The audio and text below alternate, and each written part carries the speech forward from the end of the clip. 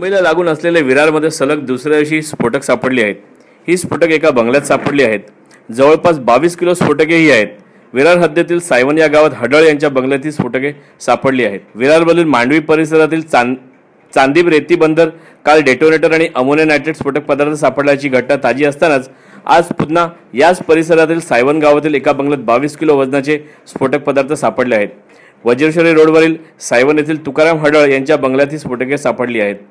या स्फोटकात 183 जिलेटिनच्या कांड्या, 103 electric detonator, 345 non electric डेटोनेटरच्या कांड्या आणि safety फ्यूजचे 21 bundle असे 22 किलो स्फोटक पदार्थ सापडले आहेत। हे सर्व स्फोटक पोलिसांनी जप्त करून बंगला मालक तुकाराम हडळ आणि त्यांची पत्नी भीमा हडळ यांना ताब्यात घेतले आहे। या प्रकरणात सध्या चौकशी सुरू आहे। विरार पोलिसांनी गुप्त बातमीदारांकडून मिळालेल्या माहितीनुसार ही कारवाई केली आहे।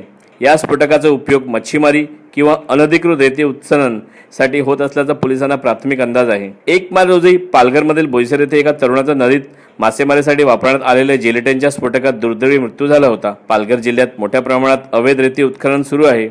रेती उत्खननासाठी आणि मासेमारीसाठी येथे राजरोसपणे स्फोटकांचा वापर होत आहे। मात्र पोलीस प्रशासन याबाबत अनभिज्ञ असल्याचं दिसून येत आहे।